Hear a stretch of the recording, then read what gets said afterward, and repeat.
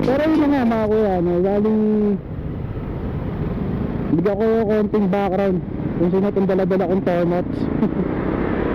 Nabili kasi natin yung motor ng tropa natin, which is si Paintong. So shoutout sa'yo Paintong, shoutout sa magaling at makinis na parang skin ng baby na may konting pulbos. Wow. So repainted na rin to mga kuya, yung dating may-ari na to. Nasa Paintong shop, no? Meron siyang paint shop dyan sa Pasig. Alam ko, dalawa branch niya sa Pasig tsaka sa Taytay. So nabili natin sa kanya to, itong NMAX 155. Hopefully sana maging magandang performance sa akin ito. So actually stock lang talaga to mga kuya. So na yung madalas yung mga kasama natin mga kuya sa mga vlog natin gagawin. So pakilala ko lang sa inyo to. Bale ito pala si Rigla. Ito pupunta tayo ng shop ng tropa naman natin na nag-upholstery. So si tropa natin Jumar. Ano pa gagawa natin yung upuan nitong itong si Rigla, no? Dahil taas mo na mga kuya, medyo pinapasok na rin ng tubig yung upuan na to. So laging basa yung short natin, ganun, pantalon. So balikan ko yung mga kuya kapag malapit na tayo sa tatlong tropa natin na si Paring Jomar. Ano dito na yun eh.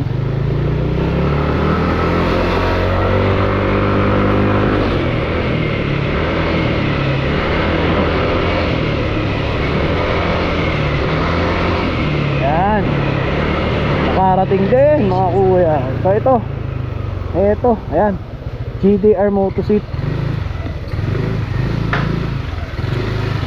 Sabi ko sa'yo eh.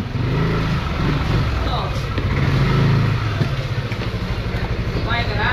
Ha? Kumain ka na? Tanong mo kung uminom na ako. Hindi, kumain na ako. May suggested na tayo eh. Suggested seat na gusto. Pinapagaya natin yung upuan ni Mau Manikis. Doon na yung foam. Saan ba sa goods lang to. Gusto mo yan? Ikaw na bahala dyan. So Bayad. Hindi lang na-purchase. let's go, banatan na to. Diba? Oo.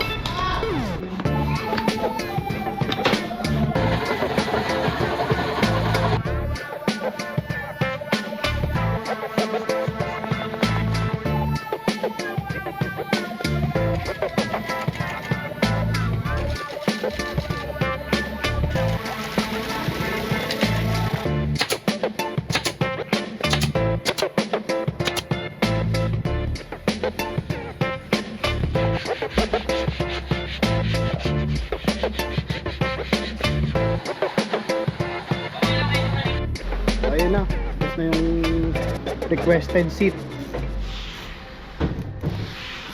Talagang itim na itim eh, no? Bigyan na lang natin kung gaano kalambot to, tapos bigyan na lang natin ng magandang review. Saktong sakto pa sa sa Ilocos natin next week. Lawin yung to Ilocos. Yun.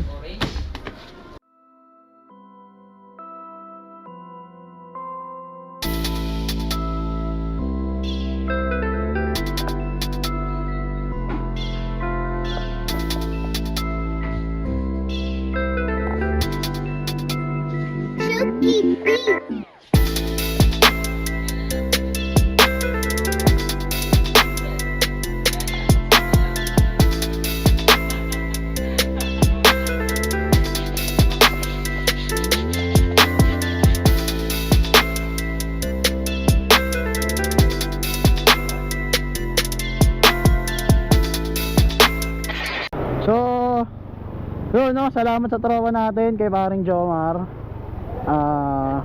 Sa napakalupit na seat natin. So, tontuwa ako dahil yun, komportable ako. So, ayun, bali, kung magpapagawa kayo ng upuan nyo, punta lang kayo dyan sa JDR Motoseat, no mga kuya. Isa ring, ayan, nakita nyo naman siguro palong-palo yung pagkakagawa sa upuan natin. So So mga kuya, hanggang dito na lang tong content na to. So tama, peace out muna tayo. Balik na tayo ng tabi. Let's go. Grabe, ang sarap eh. Komportable na ito talaga eh.